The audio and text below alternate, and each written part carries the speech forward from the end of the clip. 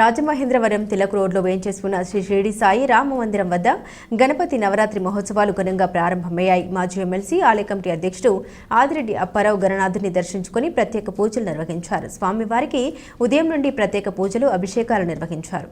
ఈ సందర్భంగా ఆదిరెడ్డి అప్పారావు మాట్లాడారు. ప్రతి ఏటా క్రమం తప్పకుండా షిరిడి సాయి రామ మందిరం వద్ద గణపతి నవరాత్రుల్ని ఘనంగా నిర్వహిస్తూ ఉన్నామన్నారు. ఈ ఏడాది పర్యావరణ పరిరక్షణకు ప్రాధాన్యత ఇస్తూ మట్టితో తయారు చేసిన వినాయక విగ్రహాన్ని ప్రతిష్ఠించినట్లు తెలిపారు.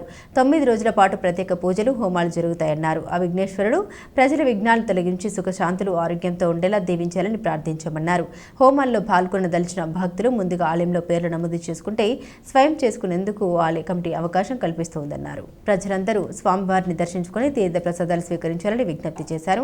ఆలయ కమిటీ కార్యదర్శి రామరాజు, ఇతర సభ్యులు పాల్గొన్నారు. తిలక్ రోడ్లో ఉన్నటువంటి శ్రీ షిరిడి సాయి రామ మందిర్, ఈ టెంపుల్లో ఉత్సవాలు ఏదైనా సరే క్రమం తప్పకుండా ఓ పద్ధతిగా జరుపుతూ ఉంటారు.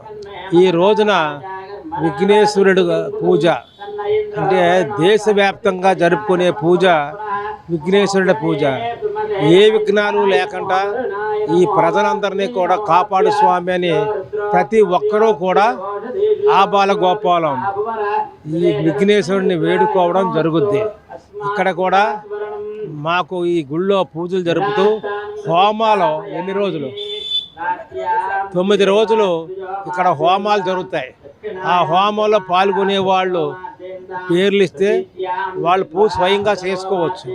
ఈ విధంగా ఈ విఘ్నేశ్వరుడికి పూజలు చేస్తూ ఆయన యొక్క ఆశీస్సులు మా అందరకు, ఈ గుడికి వస్తున్న భక్తులందరకు, ఈ రాజమండ్రి ప్రజలందరికీ కూడా కలగాలని మనస్ఫూర్తిగా వేడుకుంటున్నాను.